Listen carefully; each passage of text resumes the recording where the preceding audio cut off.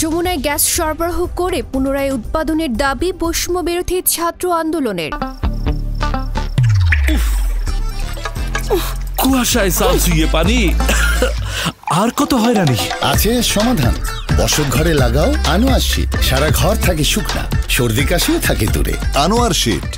জামালপুরের সরিষাবাড়িতে অবস্থিত যমুনা সার কারখানায় গ্যাস সরবরাহ করে পুনরায় চালুর দাবি জানিয়েছে বৈষম্য বিরোধী ছাত্র আন্দোলনের শিক্ষার্থীরা। 10 ডিসেম্বর সকালে তারাকান্দি যমুনা সার কারখানা এলাকায় এ উপলক্ষে সংবাদ সম্মেলনের আয়োজন করে বৈষম্য বিরোধী ছাত্র আন্দোলন সরিষাবাড়ি উপজেলা শাখা। সংবাদ সম্মেলনে বক্তারা বলেন, বিগত সরকার দেশের সকল শিল্প কারখানা সুকৌশলে বন্ধ করে দেয়। যমুনা সার কারখানা থেকে হাজার হাজার কোটি টাকা লুটপাট করেছে তারা। 21টি জেলার সার সরবরাহকারী প্রতিষ্ঠান যমুনা সার কারখানা যে সমস্যাটা সেটা হচ্ছে এখানে গ্যাসের চাপ কম, 80-90 ঘনফুট গ্যাসের চাপের কারণে কারখানাটি বন্ধ হয়ে যায়। এই কারখানাটা চালু করতে হলে সর্বনিম্ন 110 থেকে 120 ঘনফুট চাপ দরকার, যে চাপটা তিতাস গ্যাস কর্তৃপক্ষ চাইলেই সরবরাহ করতে পারে। এবং কি এখানে একটা কম্প্রেসার, যে জায়গায় কম্প্রেসার লাগানো উচিত, প্রয়োজনীয় একটা কম্প্রেসার লাগিয়ে দ্রুত এই কারখানাটা চালু করা হোক। এই যমুনা সার কারখানায় দ্রুত গ্যাস সরবরাহ করে যমুনা সার কারখানাটা চালু করা হোক।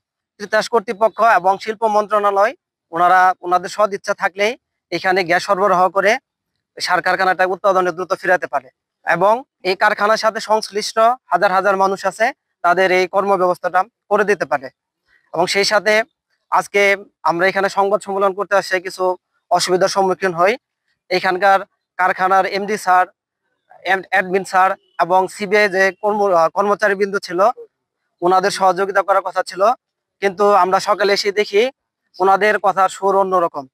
তার মানে এখানে আমাদের বুঝতে বাকি থাকে না যে কোনো রাজনৈতিক দলের নেতৃবৃন্দ এখানে হস্তক্ষেপ করছে। এখানে নতুন করে কোনো রাজনৈতিক দলের নেতৃবৃন্দ হস্তক্ষেপ করবে সেটা আমরা কখনোই মেনে নিব না।